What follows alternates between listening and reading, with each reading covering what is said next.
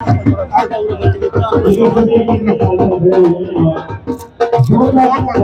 जाओ आप ही आगे आ जाओ। डॉक्टर साहब प्लीज ये बहुत सारा समस्या थी, उसका आपने समाधान किया, क्या है, कैसे कर पाए हैं आप साथ में? देखिए, ऐसा है कि माननीय प्रधानमंत्री नरेंद्र मोदी जी के नेतृत्व में हम विकसित भारत की तरफ बढ़ रहे हैं। तो विकसित भारत का जो है अर्थ तभी है वो सार्थक हो पाएगा कि जब हम ईज ऑफ लिविंग, हर इंसान की जो जिंदगी है उसको हम कैसे आसान बना सके, इस तरफ हमारी कोशिश रहेगी। इसीलिए काफी लंबे समय से ये मांग थी और मैं भी समय समय पर, आप लोगों ने देखा होगा कि संसद के अंदर पूरे पुरजोर तरीके के साथ में आप लोगों की मांग को उठाती थी। और मुझे कई बार ये कहा जाता था कि जी आप ये हो पाएगा कि नहीं हो पाएगा। मैंने कहा कि मैं मेरी तरफ से 100% कोशिश करूंगी। सभी टेक्निकल इश्यूज देखकर, फुटफॉल देखकर, सब कुछ देखकर मुझे लगता है कि सकारात्मक जो है वो निर्णय रेलवे विभाग को लेना चाहिए। उसके बाद मैंने हमारे आदरणीय रेल मंत्री जी अश्विनी वैष्णव जी, उनके साथ भी मुलाकात की और उनको बड़े विस्तार से मैंने ये बात समझाया कि यहाँ पर इसकी बहुत ज्यादा सख्त जरूरत है। बीच में जो 10 घंटे के करीब जो है कोई ट्रेन नहीं चलती है और ये जंक्शन होने के बावजूद भी जो है यहाँ पर जिस तरह का लोगों को दिक्कत है, तो मैंने कहा कि आप किसी भी तरह से कोशिश करो, आप जैसे भी पॉसिबल हो पाए ये करो और हमें किसी भी तरह से ये इंटरसिटी जो है दिल्ली श्री गंगानगर वाली, इसका हॉल्ट हमें यहाँ पर स्टॉपेज चाहिए ही चाहिए। उसके बाद उन्होंने अपने जो बहुत उच्चतम अधिकारी हैं देवेंद्र कुमार जी, उनके बाद उन्होंने उनको दिया और देवेंद्र कुमार जी से भी मेरी विस्तार से बात हुई। आप लोगों को जान के हैरानी होगी कि नीचे जो है बोर्ड में इसको रिजेक्ट कर दिया गया था। एक बार तो मुझे भी बहुत ज्यादा निराशा हुई कि बोर्ड ने रिजेक्ट कर दिया तो अब आगे कैसे पूरा होगा।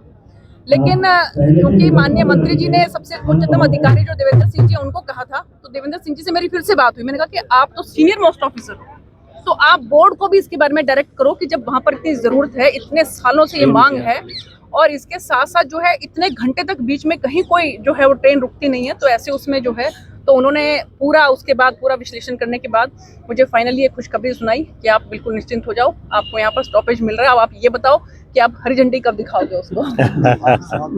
तो मैंने फिर ये कल हरी झंडी दिखानी थी, लेकिन हमारे आदरणीय राष्ट्रीय अध्यक्ष जगत प्रकाश नड्डा जी ने मेरी जिम्मेवारी जो है, एक जो पूरा डेलीगेशन था कर्नाटक में, वहां पर कोई अत्याचार हुआ था, कांग्रेस की सरकार नई बनी है लेकिन फिर भी वहां पर जैसे महिलाओं के साथ अत्याचार शुरू हो गए हैं, तो उसके डेलीगेशन में मुझे वहां जाना पड़ा।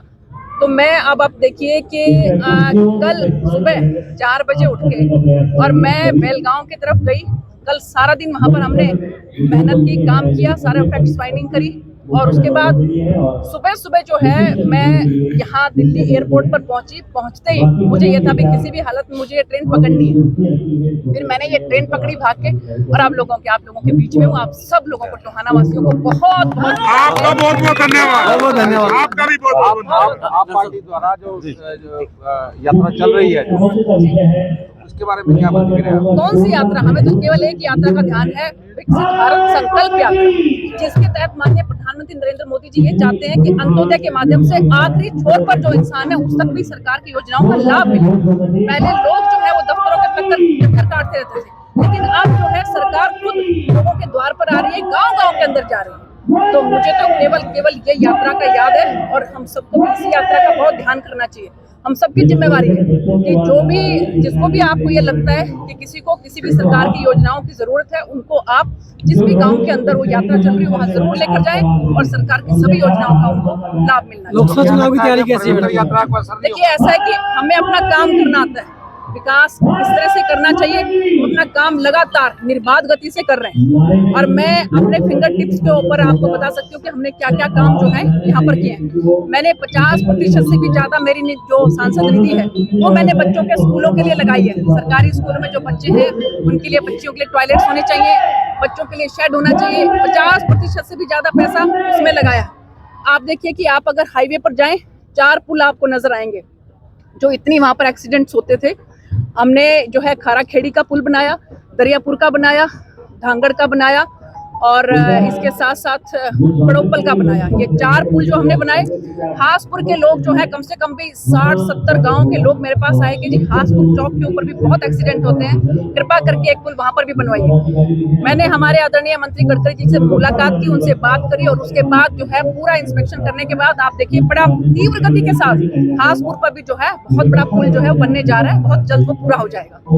आप अगर ट्रेन की बात करें तो मुझे लगता है कि जितना ट्रेन के लिए काम मैंने अपनी सिरसा लोकसभा के लिए किया होगा, आज तक पहले कभी किसी भी सांसद ने नहीं किया। और जितनी आप लोगों की आवाज को मैं संसद के अंदर उठाती हूँ, और आप ये देखिए कि ये कोरोना काल रहा, हमारा कितना समय जो है वो कोरोना में बर्बाद हो गया।